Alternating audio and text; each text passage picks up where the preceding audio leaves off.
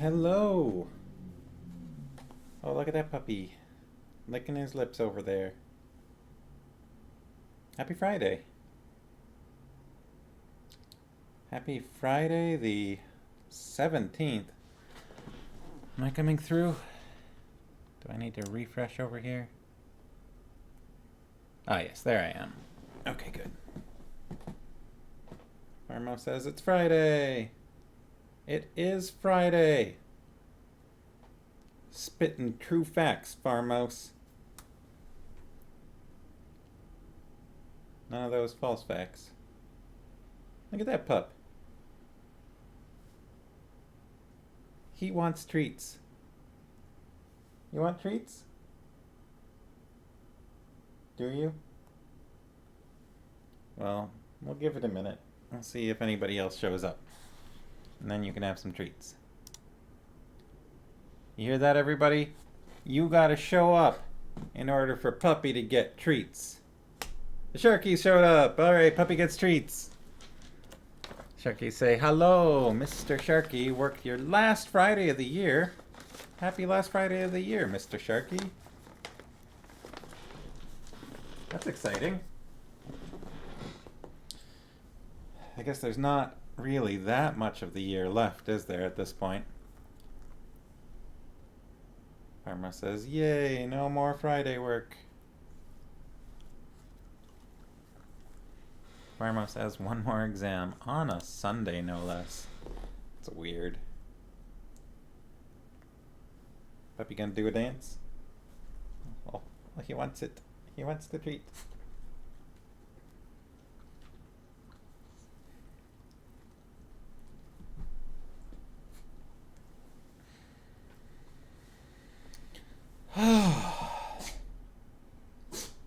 Oh, now he's sneezing. Sneezing out the snack dust. Having his post-snack sneezes.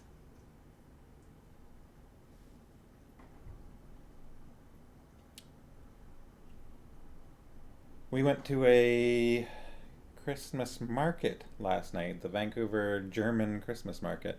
That was a lot of fun. Had some tasty festival foods. That was great. And then visited the stalls looking for gifts, which I shouldn't talk about on stream just in case, but Farmos had an apple dipped in chocolate on a stick. I had this delicious pancake thing that had like some kind of sauce in the middle and then like a cheesecake topping that melted all over it and was delicious. And yes, and we had goulash. Ugh, that pancake thing was so tasty. Well, hot cake, I guess. And yes, and we had hot cider. And then afterwards we visited a little Asian supermarket and found some tasty treats there. Haven't tried it yet. Found this, which I am, I don't know, confused that it exists. Erica says the hotcake was the best. Oh, the hotcake was so good. Hi, Erica. I'm sorry you couldn't go to another market, but I'm glad you're here. And then also found this, which we were all like, what? It is a bottle, but a can? But it's clear. It's a clear can, and we were also confused that we all were like, we need to buy these just for the confusing novelty of them. I haven't busted that open yet. Maybe tomorrow. But yeah, Chupa Chups drink. Also very confusing. And then we went to a vegan hot dog restaurant called, what, The Good Dog or something like that? Or was it Erica, what was it called?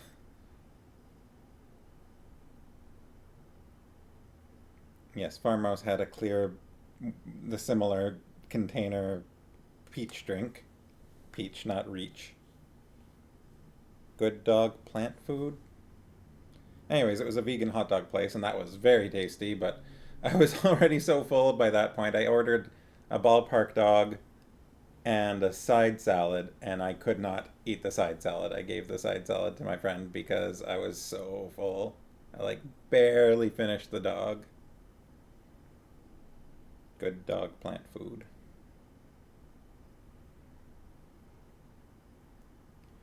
Yeah, but we bought a variety of gifts at the market as well, and we got ourselves some fancy coffee beans, roasted coffee beans from there. We normally go to a place on Annacis Island um, called the Cop, where they roast their beans in house there. So we usually have actually pretty good coffee, but we were low on beans and we saw a stall there that was selling them, so we picked up some of those. I don't remember the name of them, so maybe those will be good. Um, yeah. So yesterday was a pretty busy day. Um, Quite fun, actually, quite a lot of fun.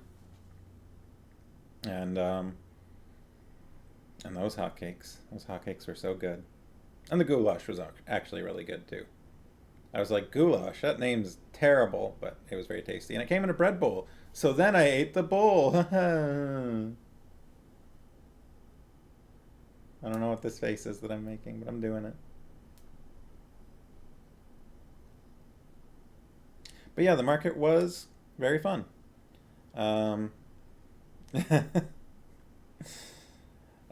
we showed up there. We were supposed to, when we bought tickets, they gave us an entry like half-hour time slot. That was we were supposed to be there between 3:30 to 4 o'clock, but between Farmhouse's exam and then traffic, we got there closer to like 4:30. But it was still like it was busy, but we got in pretty quickly. But it definitely just got busier as the night went on.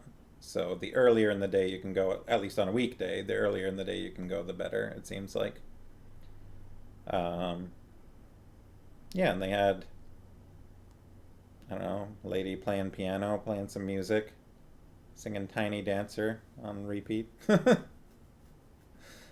um, Lots of cool gift stalls. It was pretty nicely organized. Lots of people not wearing masks. Like, I'd say I optimistically I think more than 50% of the people were wearing masks. Probably even like 70% of the people were wearing masks. But there's lots of food being served. So of course, if anybody's eating, they've got their masks off for that, and then a fair amount of people were just wandering around without them entirely. So that was, I don't know. And they had signage up being like stay 6 feet apart, but that was impossible. Like the crowds were, you weren't necessarily bumping elbow to elbow all the time, but you were a lot of the time.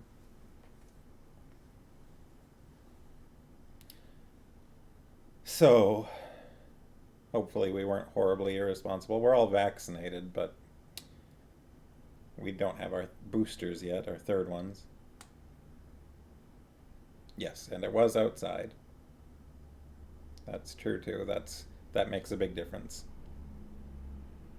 Um, Apparently. I just want this whole pandemic to be over. Can you believe it's how long it's been? Okay, I'm not getting into that. Everybody's had that conversation a billion times, and yeah, Farmhouse had some glasses fogging problems. Oh, I see. The indoor market, the market tonight that you were thinking about is indoors. I see. That makes sense. Sharky's also wears glasses, so he hates having to choose between wearing a mask outside or being able to see. Yeah. I don't envy you that one. So we've been reading this book, huh? How about that? Bond of Prophecy. We're getting into it. We're not halfway yet, but we've made a good dent into it. Um, we're on page. We'll be starting page 79 out of 262. And the last couple chapters that we read were pretty exciting, huh? We went from the slow, I don't know, golden days of Garion's childhood, some relatively minor, normal adventures, rafting on the pond and jumping into haylofts or jumping from haylofts and things of that nature. One minor adventure to Upper Gralt, to all of a sudden knocking out a farmhand and fleeing the farm and meeting up with a giant from Cherik and a little Weasley guy from Drasnia and escaping via wagons, disguising themselves as wagoneers in order to chase something, some unknown thing to Garion. It was a pretty big change in pace, I think.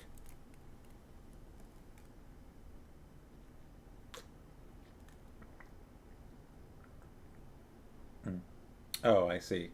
It was Mrs. that was having to choose between because Mr. has laser eyes. I understood. I didn't understand. I didn't know that you had switched people partway through.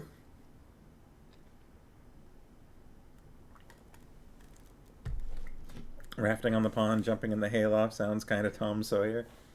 Yeah. But there, like I said, pretty big change in pace all of a sudden.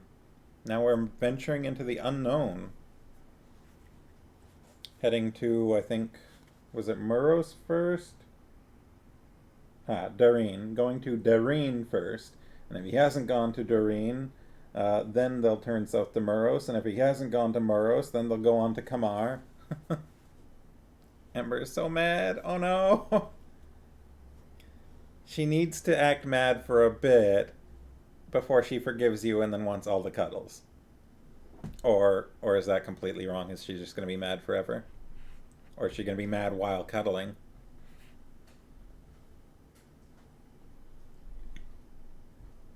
Anytime we're gone for a while, Benedict is just thrilled when we get back.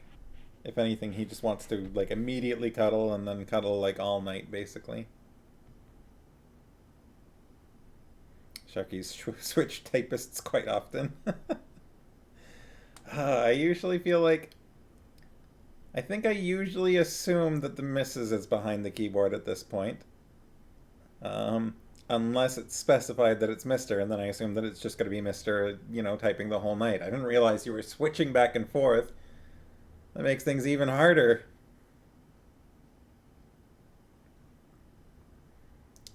Farmo says, haha, yeah, turnip caravan. I'm right about 75% of the time. Okay. Ember is wandering to areas you can't see and crying as loud as she can. Such a drama queen.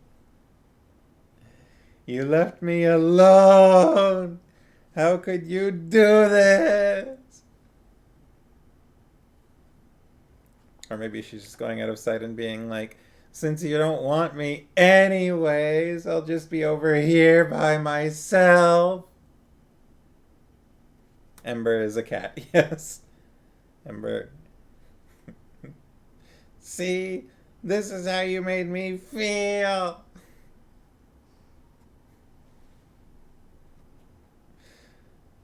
Ember is a very cute cat. Dark fur, but with little fiery orange bits. Drama kitty. Yeah.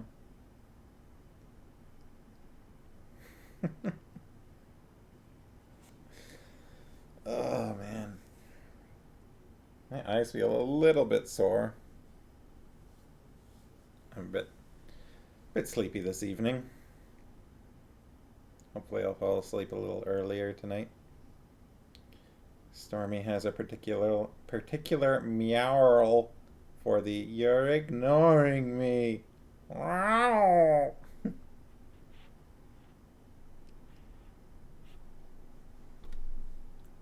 Where's that puppy? Oh, there he is. That was quick. Oh, good puppy. Good puppy comes at whistle. He showed up right away.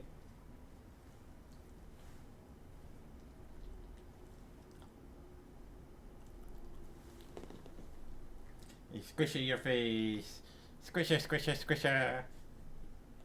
He's like, yes, that's all well and good, but if you have no treats, I must retreat. Carl says, Bin's not super vocal most of the time. Yeah, he's only vocal when he's like being protective or territorial. Like if he hears someone outside, then he barks. But he pretty much doesn't make any noise any other time unless he's like asleep and having a dream, in which case sometimes he's got little dream barks, little like and twitches. Right now Stormy is a hallway loaf, says the missus.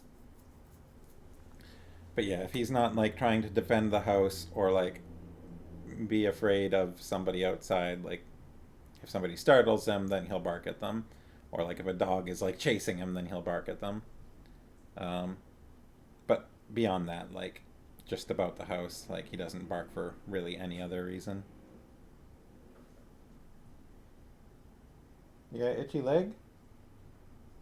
You got itchy leg? It's alright, I won't look.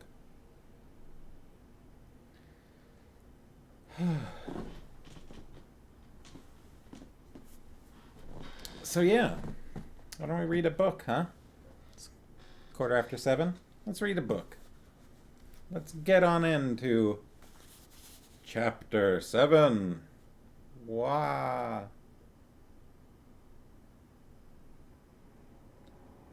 Come on, focus up. People need to see the words Chapter 7. There it is. Oh yeah, Chapter 7. And that way, I can use that as the thumbnail image for my YouTube video.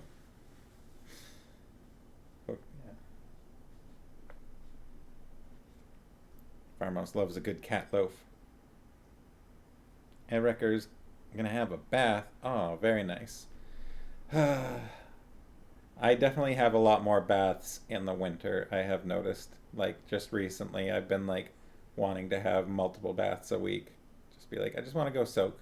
Just go soak in the warm.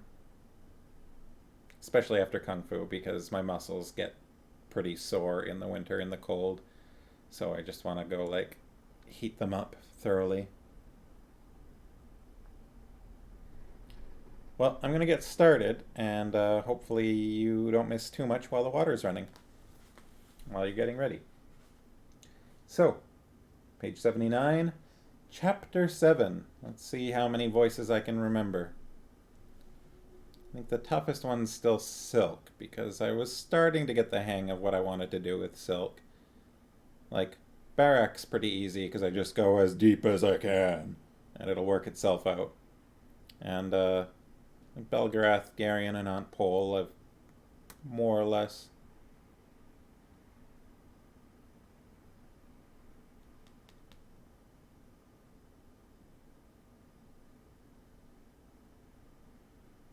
Just kind of a drink of water.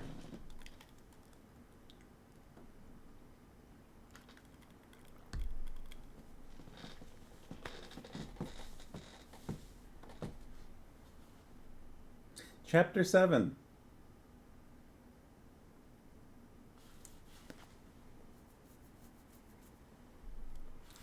It took them 4 days to reach Doreen on the north coast. The first day went quite well, though, since, though it was cloudy and the wind kept blowing, the air was dry and the roads were good. They passed quiet farmsteads, and an occasional farmer bent to his labor in the middle of a field. Inevitably, each man stopped his work to watch them pass. Some waved, but some did not. And then there were villages, clusters of tall houses nestled in valleys. As they passed, the children came out and ran after the wagons, shouting with excitement. The villagers watched, idly curious, until it became obvious that the wagons were not going to stop, and then they sniffed and went back to their own concerns. As afternoon of that first day lowered toward evening, Silk led them into a grove of trees at the roadside, and they made preparations for the night. They ate the last of the ham and cheese, Wolf had filched from Faldor's pantry, and then spread their blankets on the ground beneath the wagons. The ground was hard and cold, but the exciting sense of being on some great adventure helped Geryon to endure the discomfort. The next morning, however, it began to rain. It was a fine, misty rain. Oh no, no more ham. What? No more ham, they're out of ham. Ham and cheese. It was a fine, misty rain at first, scattering before the wind, but as the morning wore on, it settled into a steady drizzle. It was snowing here this morning. It reminds me. It was brief, but I happened to look outside and I was like, oh, we were just talking about how it wasn't snowing, and then I looked outside and it started to snow, and I was like, oh, now it's snowing. And then it started to snow quite heavily, and I was like, oh, it's really snowing, and then it basically stopped. Exciting story, right? Speaking of weather. The musty smell of the turnips in their wet sacks became stronger, and Geryon huddled miserably with his cloak pulled tightly around him. The adventure was growing much less exciting. The road became muddy and slick, and the horses struggled their way up each hill and had to be rested often. On the first day they had covered 8 leagues. After that, they were lucky to make 5. Aunt Pole became waspish and short-tempered. "This is idiocy," she said to Mr. Wolf about noon on the 3rd day. "Everything is idiocy if you choose to look at it in the proper light," he replied philosophically.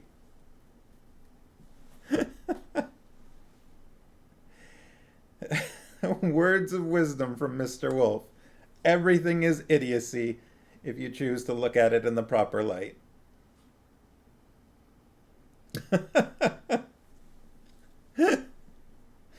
I love these lines that, like, there were so many of them in Guards, where it's like, I get through the full sentence just on momentum, because otherwise I'm just going to be laughing before I finish. It's like I really have to kind of like take a running start at the sentence and to make it through without breaking partway through. "Why wagoneers?" she demanded. "There are faster ways to travel. A wealthy family in a proper carriage, for instance, or imperial messengers on good horses. Either way would have put us in Dareen by now." "And left a trail in the memories of all these simple people we've passed, so wide that even a Thull could follow it," Wolf explained patiently. "Brill has long since reported our departure to his employers. Every Murgo in Sandaria is looking for us by now." "Why are we hiding from the Murgos, Mr. Wolf?" Geryon asked, hesitant to interrupt, but impelled by curiosity to try to penetrate the mystery behind their flight. "Aren't they just merchants? Like the Tolnedrans and the Drasnians?" "The Murgos have no real interest in trade," Wolf explained. "Nadraks are merchants, but the Murgos are warriors. The Murgos pose as merchants for the same reason that we pose as wagoneers, so that they can move about more or less undetected. If you simply assumed that all Murgos are spies, you wouldn't be too far from the truth." "Haven't you anything better to do than ask all these questions?" Aunt Pole asked. "Not really," Geryon said, and then instantly knew that he'd made a mistake. "Good," she said. "In the back of Barrack's wagon, you'll find the dirty dishes from this morning's meal. You'll also find a bucket. Fetch the bucket and run to that stream ahead for water, then return to Barrack's wagon and wash the dishes." "In cold water?" he objected. "Now, Geryon," she said firmly. Grumbling, he climbed down off the slowly moving wagon. Farmos says, racist Mr. Wolf. This is tricky territory because obviously, saying that every Murgo is a spy on the surface is definitely a racist statement, but if every Murgo that is outside of the Angarek territory is actually a spy, then is it a racist statement? Like, if it's true? But, like, saying that, like, you know, this is not the real world, right? Murgos are not analogous to any Earth peoples. And, they are shaped by a literal walking, talking god. So, I don't know. It's tricky. It's dangerous territory, I think. Alright. In the late afternoon of the fourth day, they came over a high hilltop and saw below the city of Doreen and beyond the city the leaden grey sea. Sharky say Garion's in a bit of luck doing the dishes. I mean, he might come by a piece of ham by chance.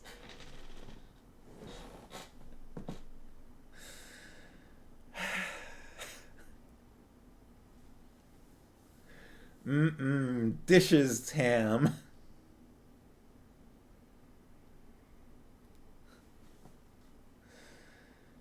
In the late afternoon of the fourth day, they came over a high hilltop and saw below the city of Doreen, and beyond the city the leaden grey sea. Garion caught his breath. To his eyes, the city looked very large. Its surrounding walls were thick and high, and there were more buildings within those walls than he had seen in all his life. But it was to the sea that his eyes were drawn. There was a sharp tang to the air. Faint hints of that smell had been coming to him on the wind for the past league or so, but now, inhaling deeply, he breathed in that perfume of the sea for the first time in his life. His spirit soared. Is it weird to anyone else that, like, this isn't an unusual description? Like, there are lots of people out there in the world that have never seen an ocean or a sea. Like, people who just, live inland and have just never been to the coast. I don't know, that just seems so strange to me. Can you imagine seeing the ocean for the first time? Because I don't think I can. That was an interesting part of the book Dune. If you've read it, but just, I mean, it's taken to an extreme, but like it takes place mainly on a desert planet, obviously, and there's a bit of a conversation where Paul Atreides mentions somebody drowning, and then has to explain to the people that he's talking to what drowning means. That that it's somebody being submerged in water until they are dead. And because these people just had no concept of the idea of drowning. Farmo says, yeah, we live in an interesting area, ocean, mountains, and forests all nearby. Yeah, basically everything except for plains. And even then, you can kind of find some plains, but you'll always be able to see mountains, pretty much. Sharky's lived near the ocean most of my life, but for the years she didn't, I still felt that soaring spirit feeling. Seeing or even smelling the sea. Applies to both of them. Oh, okay. I don't think I've ever lived... lived out in, like, Chilliwack, so it's not exactly by the sea. Lots of lakes and things, but not that far from the ocean either.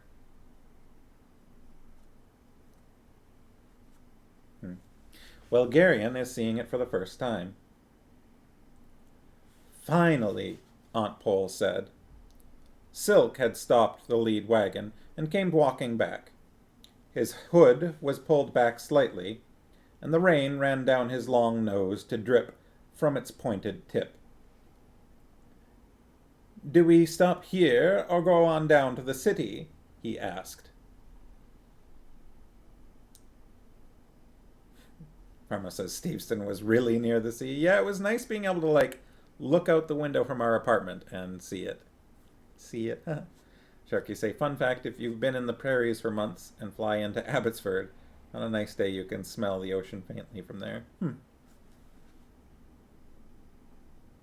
We go to the city, Aunt Pole said. I'm not going to sleep under a wagon when there are inns so close at hand. Honest wagoneers would seek out an inn, Mr. Wolf agreed, and a warm tap room. I might have guessed that, Aunt Pole said. We have to try it and look the part, Wolf shrugged. They went on down the hill, the horses' hooves slipping and sliding as they braced back against the weight of the wagons. At the city gate, 2 watchmen in stained tunics and wearing rust-spotted helmets came out of the tiny watch-house just inside the gate. What's your business in Doreen? One of them asked Silk. Farmer says, sure, Mr. Wolf. I'm Ambar of Kotu, Silk lied pleasantly, a poor Drasnian merchant hoping to do business in your splendid city. Splendid, one of the watchmen snorted. What have you in your wagons, merchant? The other inquired. Turnips, Silk said deprecatingly. My family's been in the spice trade for generations, but I'm reduced to peddling turnips. He sighed. The world is a topsy-turvy place, is it not, good friend? We're obliged to inspect your wagons, the watchman said. It'll take some time, I'm afraid. And a wet time at that, Silk said, squinting up into the rain. It'd be much more pleasant to devote the time to wetting one's inside in some friendly tavern. That's difficult when one doesn't have much money, the watchman suggested hopefully. I'd be more than pleased if you'd accept some small token of friendship from me to aid you in your wetting, Silk offered. You're most kind, the watchman replied with a slight bow. Some coins changed hands, and the wagons moved on into the city, uninspected. Sharky say Silk is this group's face from the A-Team? Absolutely. 100%. From the hilltop, Doreen had looked quite splendid. But Garyon found it much less so as they clattered through the wet streets. The buildings all seemed the same, with a kind of self-important aloofness about them, and the streets were littered and dirty. The salt tang of the sea was tainted here with the smell of dead fish, and the faces of the people hurrying alone were grim and unfriendly. Bard. Garyon's first excitement began to fade. Why are the people all so unhappy? He asked Mr. Wolf. They have a stern and demanding god, Wolf replied. Which god is that? Garyon asked. Money, Wolf said. Money's a worse god than Torak himself. Don't fill the boy's head with nonsense, Aunt Pole said. The people aren't really unhappy, Garyon. They're just all in a hurry. They have important affairs to attend to, and they're afraid they'll be late. That's all. I don't think I'd like to live here, Garyon said. It seems like a bleak, unfriendly kind of place. He sighed. Sometimes I wish we were all back at Faldor's farm. There are worse places than Faldor's, Wolf agreed. The inn Silk chose for them was near the docks, and the smell of the sea and the rank detritus of the meeting of sea and land was strong there. The inn, however, was a stout building with stables attached and storage sheds for the wagons. Like most inns, the main floor was given over to the kitchen and the large common room with its rows of tables and large fireplaces. The upper floors provided sleeping chambers for the guests. "It's a suitable place," Silk announced as he came back out to the wagons after speaking at some length with the innkeeper. "The kitchen seems clean, and I don't see any bugs. And I didn't see any bugs when I inspected the sleeping chambers."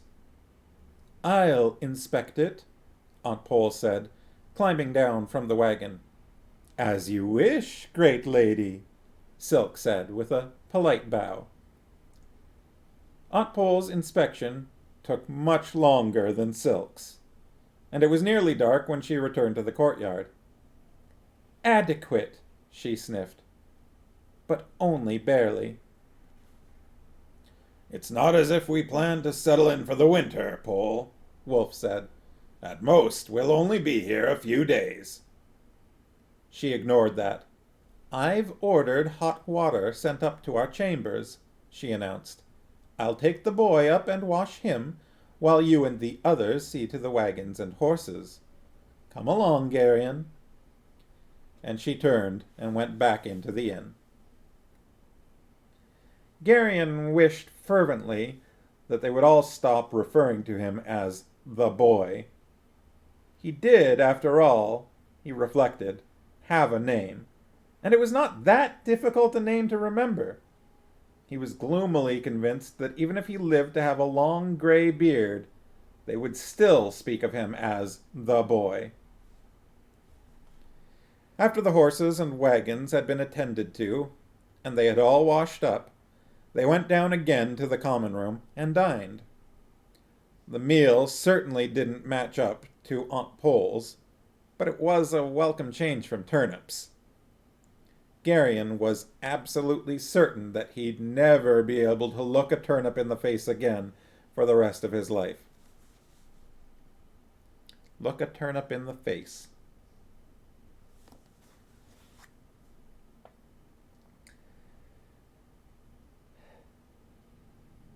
After they had eaten, the men loitered over their ale pots, and Aunt Pole's face registered her disapproval.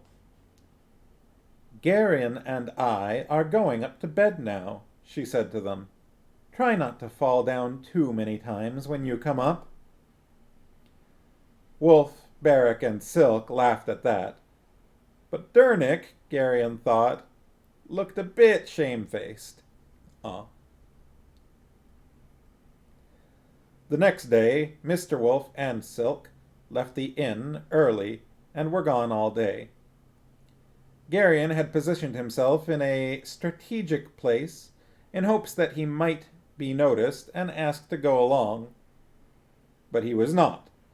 So when Dernick went down to look after the horses, he accompanied him instead. "Dernick," he said after they had fed and watered the animals, and the smith was examining their hooves for cuts or stone bruises, "does all this seem strange to you?" Dernick carefully lowered the leg of the patient horse he was checking. "All what, Geryon?" he asked, his plain face sober. "Everything," Geryon said, rather vaguely. "This journey, Barrack and Silk, Mr. Wolf and Aunt Pole, all of it. They all talk sometimes when they don't think I can hear them. This all seems terribly important, but I can't tell if we're running away from someone or looking for something." "It's confusing to me as well, Geryon," Dernick admitted. "Many things aren't what they seem. Not what they seem at all." "Does Aunt Pole seem different to you?" Geryon asked. "What I mean is, they all treat her as if she were a noblewoman or something. And she acts differently, too, now that we are away from Faldor's farm." "Mistress Pole is a great lady," Dernick said. "I've always known that." His voice had that same respectful tone it always had when he spoke of her, and Garion knew that it was useless to try to make Dernick perceive anything unusual about her. "And Mr. Wolf," Garion said, trying another tack. "I always thought he was just an old storyteller." "He doesn't seem to be an ordinary vagabond," Dernick admitted. "I think we've fallen in with important people, Garion, on important business. It's probably better for simple folks such as you and I not to ask too many questions, but to keep our eyes and ears open." "Will you be going back to Faldor's farm when this is all over?" Garion asked carefully. Dernick considered that, looking out across the rain-swept courtyard of the inn. "No," he said finally, in a soft voice. "I'll follow as long as Mistress Pole allows me to." On an impulse, Garion reached out and patted the smith's shoulder. "Everything's going to turn out for the best, Dernick." Dernick sighed. "Let's hope so," he said, and turned his attention back to the horses. "Dernick," Garion asked, "did you know my parents?" "No," Dernick said. "The first time I saw you, you were a baby in Mistress Pole's arms." "What was she like then?" "She seemed angry," Dernick said. "I don't think I've ever seen anyone quite so angry. She talked with Faldor for a while, and then went to work in the kitchen. You know Faldor. He never turned anyone away in his whole life. At first she was just a helper, but that didn't last too long.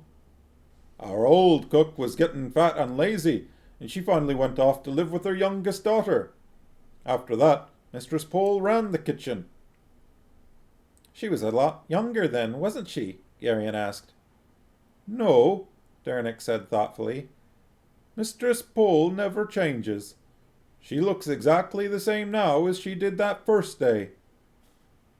"I'm sure it only seems that way," Garion said. "Everybody gets older." "Not Mistress Pole," Dernick said. That evening, Wolf and his sharp-nosed friend returned, their faces somber. "Nothing," Wolf announced shortly, scratching at his snowy beard. "I might have told you that," Aunt Pole sniffed. Wolf gave her an irritated look, then shrugged. "We had to be certain," he said. The red-bearded giant, Barrack, looking up from the mail shirt he was polishing. "No trace at all?" he asked. "Not a hint," Wolf said. "He hasn't gone through here." "Where now, then?" Barrack asked, setting his mail shirt aside. "Morose," Wolf said. Barrack rose and went to the window. "The rain's slacking," he said, "but the roads are going to be difficult." "We won't be able to leave tomorrow anyway," Silk said, lounging on a stool near the door. "I have to dispose of our turnips. If we carry them out of Doreen with us, it'll seem curious, and we don't want to be remembered by anyone who might have occasion to talk to any wandering Murgo." "I suppose you're right," Wolf said. "I hate to lose the time, but there's no help for it." "The roads'll be better after a day's drying," Silk pointed out, "and wagons travel faster empty." "Are you sure you can sell them, friend Silk?" Dernick asked. "I'm a Drasnian," Silk replied confidently.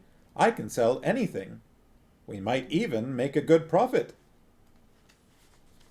"Don't worry about that," Wolf said. "The turnips have served their purpose. All we need to do now is get rid of them." "It's a matter of principle," Silk said airily. "Besides, if I don't try to strike a hard bargain, that'd be remembered too. Don't be concerned. The business won't take long and won't delay us." "Could I go along with you, Silk?" Garion asked hopefully. "I haven't seen any part of Doreen except for this inn." Silk looked inquiringly at Aunt Pole. She considered for a moment. "I don't suppose it'd do any harm," she said, "and it'll give me time to attend to some things." The next morning after breakfast, Silk and Geryon set out with Geryon carrying a bag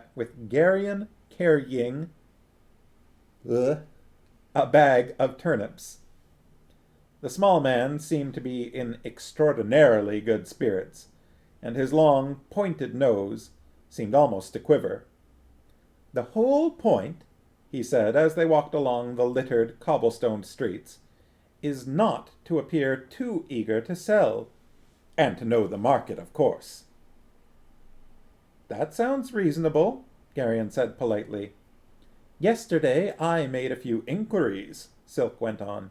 "Turnips are selling on the docks of Kotu in Drasnia for a Drasnian silver link per hundredweight." "A what?" Geryon asked. "It's a Drasnian coin," Silk explained. "About the same as a silver imperial. Not quite, but close enough. The merchant will try to buy our turnips for no more than a quarter of that, but he'll go as high as half." "How do you know that?" "It's customary." "How many turnips do we have?" Geryon asked, stepping around a pile of refuse in the street. 30 hundredweight, Silk said. "That would be—" Geryon's face contorted in an effort to make the complex calculation in his head. 15 imperials, Silk supplied, or 3 gold crowns. "Gold?" Geryon asked. Because gold coins were so rare in country dealings, the word seemed to have an almost magic quality. Silk nodded. "It's always preferable," he said. "It's easier to carry. The weight of silver becomes burdensome." "And how much did we pay for the turnips?" 5 imperials, Silk said. "The farmer gets 5, we get 15, and the merchant gets 30? Geryon asked incredulously. "That hardly seems fair."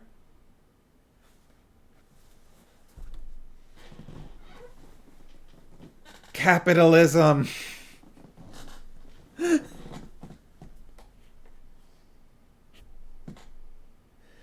Silk shrugged. "It's the way things are," he said. "There's the merchant's house." He pointed at a rather imposing building with broad steps. "When we go in, he'll pretend to be very busy and not at all interested in us. Later, while he and I are bargaining, he'll notice you and tell you what a splendid boy you are." "Me?" "He'll think you're some relation of mine, a son or a nephew perhaps, and he'll think to gain advantage over me by flattering you." "What a strange notion," Geryon said. "I'll tell him many things," Silk went on, talking very rapidly now. His eyes seemed to glitter, and his nose was actually twitching. "Pay no attention to what I say, and don't let any surprise show on your face. He'll be watching us both very closely." "You're going to lie?" Geryon was shocked. "It's expected," Silk said. "He'll lie too. The one of us who lies the best will get the better of the bargain."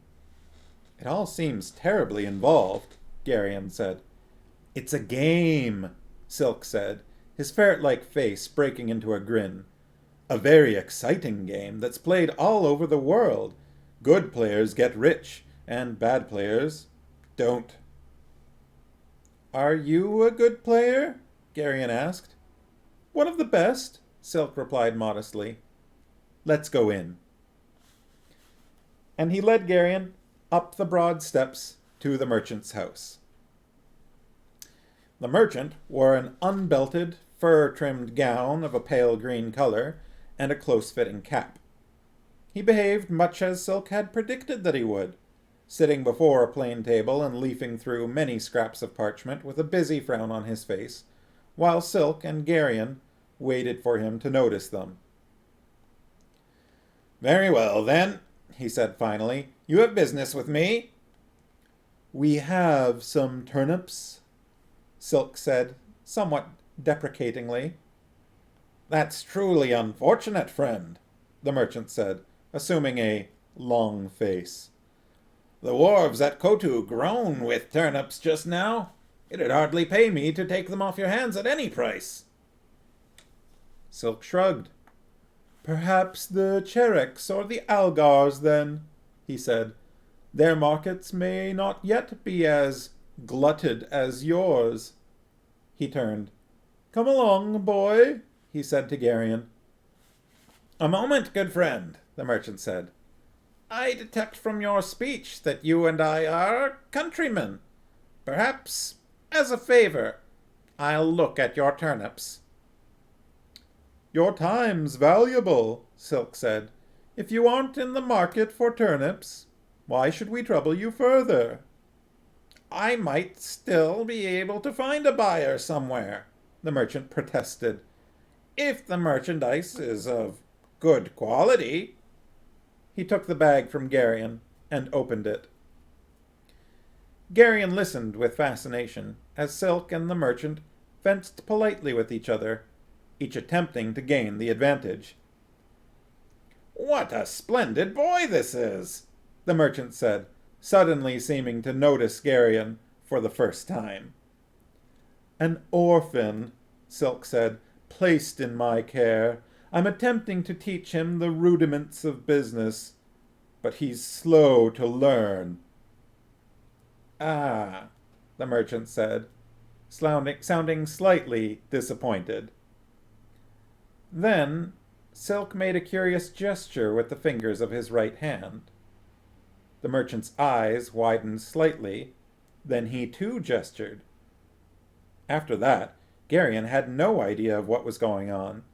The hands of Silk and the merchant wove intricate designs in the air, sometimes flickering so rapidly that the eye could scarce follow them. Silk's long, slender fingers seemed to dance, and the merchant's eyes were fixed upon them, his forehead breaking into a sweat at the intensity of his concentration. Done, then? Silk said finally, breaking the long silence in the room. Done, the merchant agreed, somewhat ruefully. It's always a pleasure doing business with an honest man, Silk said. I've learned much today, the merchant said. I hope you don't intend to remain in this business for long, friend. If you do, I might just as well give you the keys to my warehouse and strong room right now and save myself the anguish I'll experience every time you appear. Silk laughed. You've been a worthy opponent, friend merchant, he said. I thought so at first, the merchant said, shaking his head, but I'm no match for you. Deliver your turnips to my warehouse on Bedek Wharf tomorrow morning. He scratched a few lines on a piece of parchment with a quill. My overseer will pay you. Silk bowed and took the parchment. Come along, boy, he said to Geryon, and led the way from the room. Chucky say, capitalist ego is fragile and must be flattered. What happened? Geryon asked when they were outside in the blustery street. Did they play rock, paper, rock, scissors to make the deal? Let's find out, Geryon's also wondering. We got the price I wanted, Silk said, somewhat smugly. But you didn't say anything, Geryon objected. We spoke at great length, Geryon, Silk said. Weren't you watching? All I saw was the two of you wiggling your fingers at each other. That's how we spoke, Silk explained. It's a separate language my countrymen devised thousands of years ago. It's called the secret language, and it's much faster than the spoken one. It also permits us to speak in the presence of strangers without being overheard.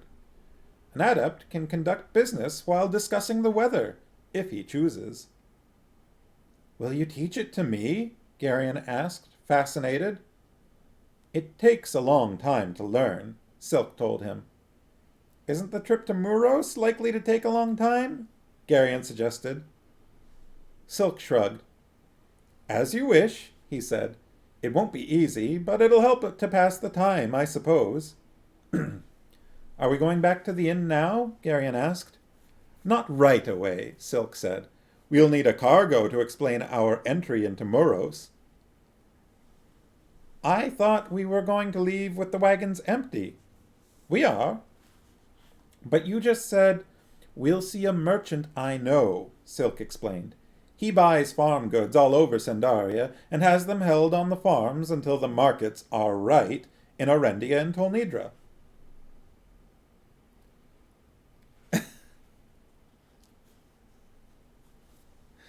Eric are popping in with the turnip faces.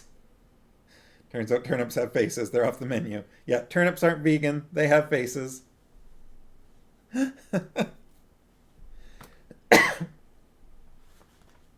Ahem.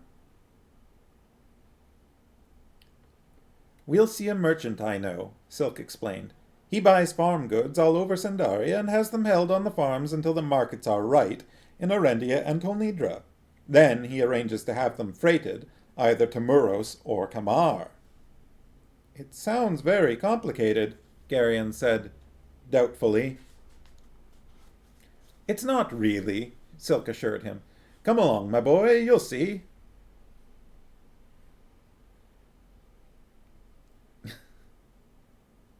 Eriker says, well, dang.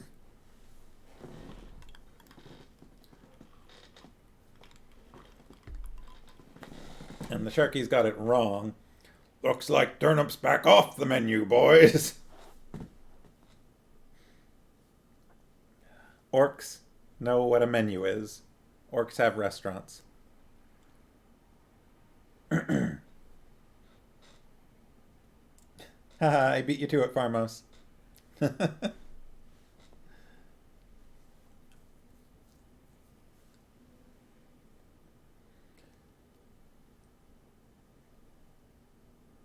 The merchant was a Tolnidran who wore a flowing blue robe and a disdainful expression on his face. He was talking with a grim-faced Murgo as Silk and Garion entered his counting room. The Murgo, like all of his race Garion had ever seen, had deep scars on his face, and his black eyes were penetrating. Silk touched Garion's shoulder with a cautionary hand when they entered and saw the Murgo. Then he stepped forward. "Forgive me, noble merchant," he said ingratiatingly. "I didn't know you were occupied. My porter and I'll wait outside until you have time for us." "My friend and I'll be busy for most of the day," the Tolnidran said. "Is it something important?" "I was just wondering if you might have a cargo for me," Silk replied. "No," the Tolnidran said shortly. "Nothing."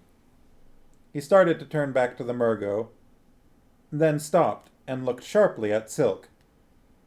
"Aren't you Ambar of Kotu?" he asked. "I thought you dealt in spices." Garion recognized the name Silk had given the watchman at the gates of the city. It was evident that the little man had used the name before. "Alas," Silk sighed, "my last venture lies at the bottom of the sea, just off the hook of Arendia, 2 full shiploads bound for Tol Honeth. A sudden storm, and I'm a pauper."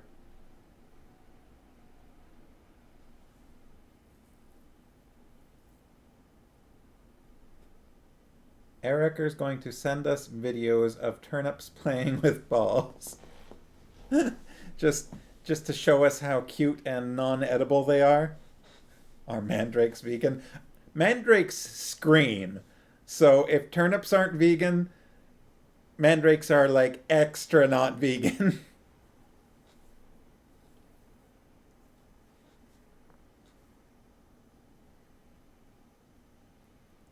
Sharky say Murgos. No, this is the Tolnidran that is remembering Ambar of Kotu. Not the Murgo. But yes, that said, Murgos do seem to have good memories for details.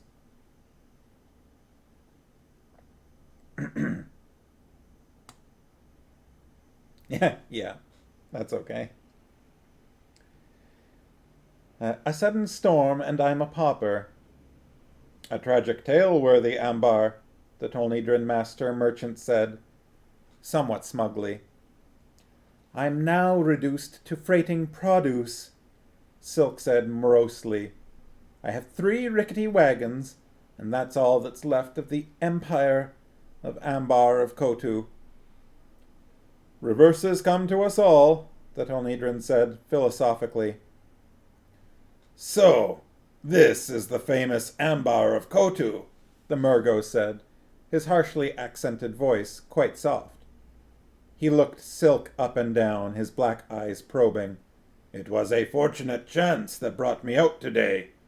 I am enriched by meeting so illustrious a man.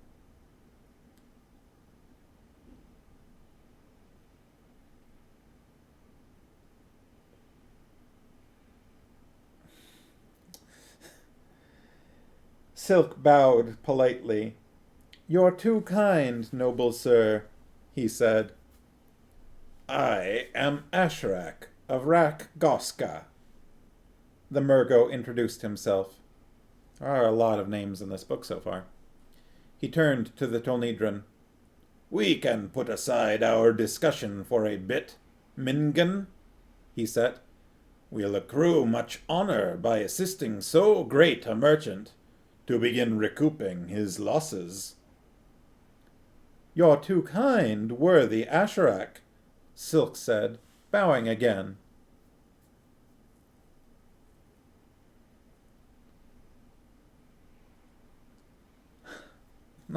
I'm trying to keep up with the chat here. Whole vegan conversation going on in the chat.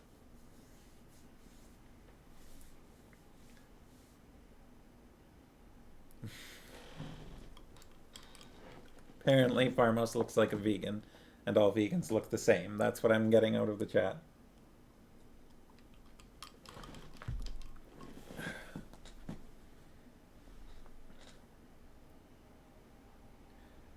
Although that said, I do remember being quite amused at the vegan in Scott Pilgrim vs. the World, because I think I saw that in theaters. Was Marcus there? I feel like Marcus was there.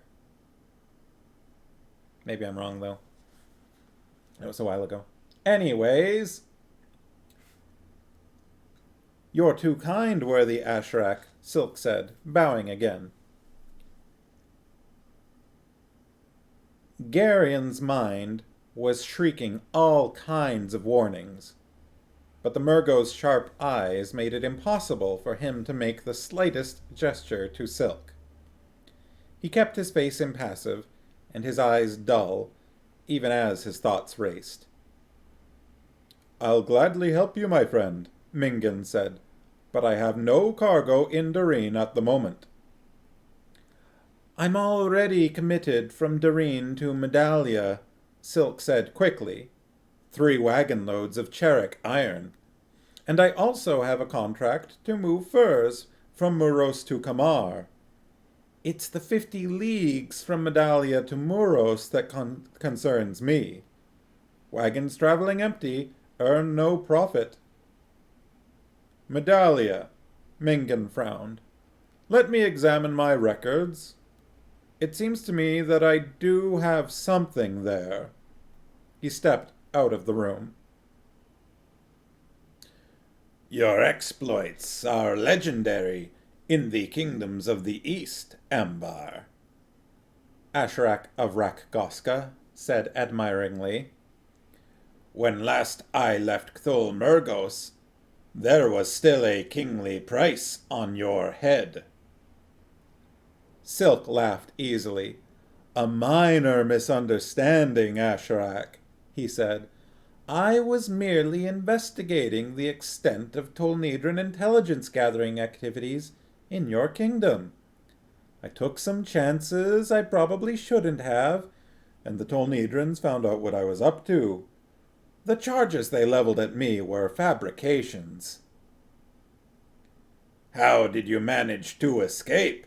Asharak asked. The soldiers of King Tower Urgas nearly dismantled the kingdom searching for you. I chanced to meet a thullish lady of high station, Silk said. I managed to prevail upon her to smuggle me across the border into Mishrak Thul. Ah, Asharak said, smiling briefly. Thullish ladies are notoriously easy to prevail upon. But most demanding, Silk said. They expect full repayment for any favors. I found it more difficult to escape from her than I did from Thul Murgos. Do you still perform such services for your government? Asharak asked casually. They won't even talk to me, Silk said with a gloomy expression. Ambar the spice merchant is useful to them, but Ambar the poor wagoner is quite another thing. Of course, Asharak said, and his tone indicated that he obviously did not believe what he had been told. He glanced briefly and without seeming interest at Geryon, and Geryon felt a strange shock of recognition. Without knowing exactly how it was that he knew, he was instantly sure that Asharak of Rak Goska had known him for all of his life. There was a familiarity in that glance, a familiarity that had grown out of the dozen times or more that their eyes had met while Geryon was growing up, and Asharak, muffled always in a black cloak and astride a black horse, had stopped and watched, and then moved on. Geryon returned the gaze without expression, and the faintest hint of a smile flickered across Asharak's scarred face. Mingan returned to the room then. I have some... I'm sorry, this isn't even funny. I have some hams on a farm near Medallia, he announced. Dang it. When do you expect to arrive in Muros? 15 or 20 days, Silk told him. Mingan nodded. I'll give you a contract to move my hams to Muros, he offered. 7 silver nobles per wagon load. Tolnedran nobles or Sendarian? Silk asked quickly. This is Sendaria, worthy Ambar. We are citizens of the world, noble merchant, Silk pointed out. Transactions between us have always been in Tolnedran coin. Mingan sighed. You were ever quick, worthy Ambar, he said. Very well, Tolnedran nobles. Because we're old friends, and I grieve for your misfortunes. Perhaps we'll meet again, Ambar, Asharak said. Sharky saying, yay, more ham! There it is. Perhaps, Silk said, and he and Geryon left the counting room. Skinflint, Silk muttered when they reached the street. The rate should have been 10, not 7. What about the Murgo? Geryon asked. Once again there was the familiar reluctance to reveal too much about the strange, unspoken link that had existed between him and the figure that now, at least, had a name.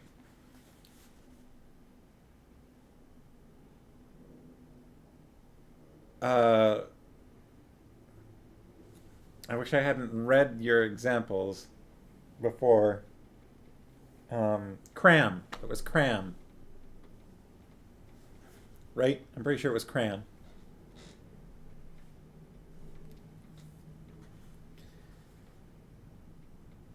Silk shrugged. He knows I'm up to something, but he doesn't know exactly what, just as I know he's up to something. I've had dozens of meetings like that. Unless our purposes happen to collide, we won't interfere with each other. Asharak and I are both professionals." "You're a very strange person, Silk," Geryon said. Silk winked at him. "Why were you and Mingan arguing about the coins?" Geryon asked.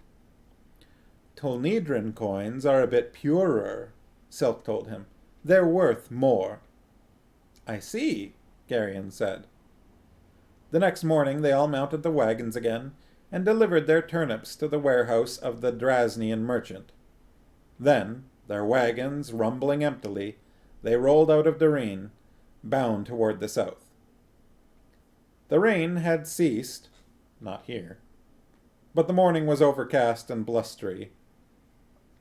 On the hill outside town, Silk turned to Geryon, who rode beside him. "Very well," he said. "Let's begin." He moved his fingers in front of Geryon's face. "This means good morning." And that's the end of chapter 7. A lot of merchanting, but some neat details in there. And we met Asharak, the Murgo, who is apparently the rider on the dark horse. And now Geryon's learning the secret language, the Drasnian sign language. And that's kind of neat. I think that's a neat development. I like that. I don't know. I think that's a little bit unique. What did everyone think of this chapter? Definitely a bit slower compared to the past two. A more standard traveling chapter, I suppose. Horses and mud and rain and doing dishes and turnips. And a little espionage. Or at least talk of espionage. Farmo says it feels a bit more like we're getting into the adventuring part. It's new area of the world. Still in Sandaria, but yeah. So we're on page 94. Chapter 8 goes until page 108, an auspicious number. But I don't think we'll continue tonight because it is past 8 o'clock, approaching 8:15, so I think this is probably a good place to stop. Get an early start on the weekend. Actually, something that we should do is look at the calendar and talk about the schedule for the, so, let's see. Next Wednesday is the 22nd. And assuming everybody is not doing anything too unusual, I think I should be fine to do this again on the 22nd. Sharky say, as far as Mr. Wolf's criticisms of Murgos, we don't know what he knows that we don't. So perhaps all Murgos who are out of their country are agents of the state, but regular people don't know it. Yeah, well, there is that. We don't know what Mr. Wolf knows that we don't know that he knows. Right? And I mean, so far, every Murgo that we have encountered has seemed pretty shifty. Not that we've encountered too many of them. Right. But yeah, next Wednesday's the 22nd. So I'll be able to do this then. But the 24th is next Friday, and I will be out of my house. So next Friday, Christmas Eve, sadly, we'll have to pass without a book stream. Unless people really, really want to do it, but I don't expect that people are going to. I kind of expect that on the 24th, most people will be occupied in one way or another. But if people really wanted to, I suppose I could probably run it off of my phone or something. Sharkies for sure can't do Xmas Eve. Yeah, that's kind of what I thought. And honestly, that's going to work easier for me than trying to do so. So I think we'll do next Wednesday as normal, and then we'll be on hiatus until, I mean, we could probably still do the 29th if everybody's up for it. That's, solidly between Christmas and New Year's. And then the following Friday, so I think we're going to be basically skipping the next 2 Fridays. I mean, on the 31st, going from like 7 to 8, We could, but why not? Why not do some holidays? Why don't we skip the next 2 Fridays? We'll do the next 2 Wednesdays though.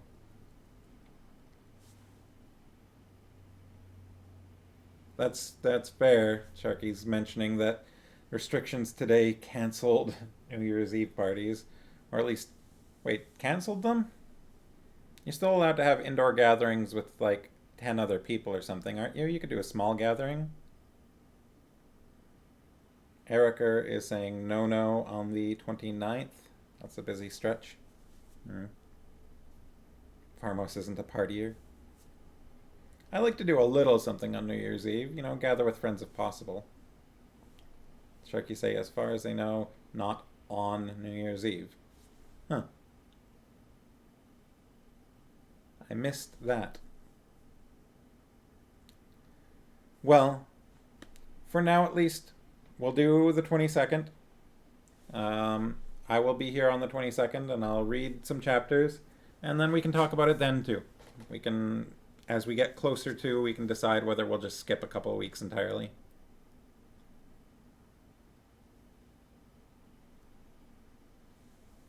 Pharma says you can gather for personal parties at like a house, but not with more than 10 people over. Same as Christmas. Which, yeah, it's not like I don't go out to restaurants or bars or anything on New Year's Eve personally. I just like to hang out either at my house or someone else's house and with friends and just do a small thing usually. But we'll see. We'll see how this year goes. Ah, boy.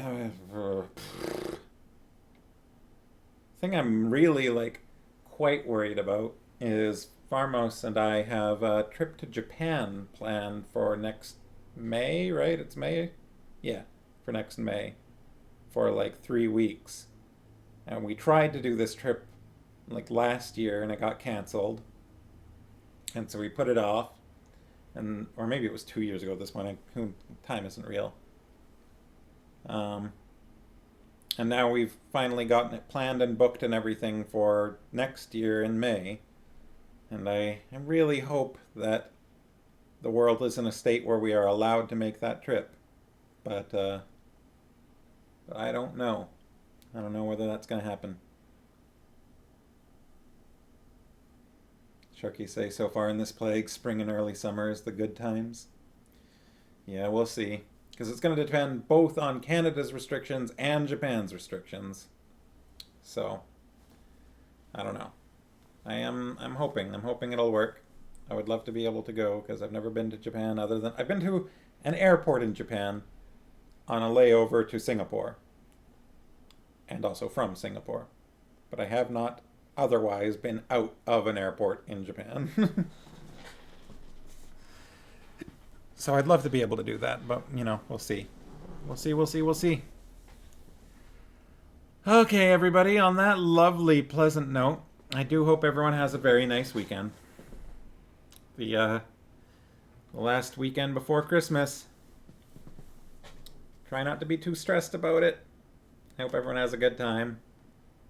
Despite the weather, which is sounding like as I say that, I can hear the rain increasing outside here. Sharkies have never been off the continent. The first time I had been off the continent was a trip to Singapore. That's the first and basically only time. It's snowing there? I don't think it's snowing here. It sounds like rain here. I think. Alright. Well, have a good weekend. Have a lovely evening. Have some Christmas cheer. Maybe watch a Farmers and I watched a Muppet Christmas Carol recently, or maybe Charlie Brown Christmas, Personally, I'm fond of the Garfield Christmas special. You're a little higher altitude, right? And, hopefully I'll see everybody on the 22nd. And we'll talk schedule then and figure out what we're going to do for the following weeks. All right. Have a good weekend, everyone. I'll see you again. Oh, you watched an awful Christmas movie last night. I'll see you all again before Christmas. Good night. Yeah, feel free to keep chatting. I think the chat room should still work without me streaming. Bye bye.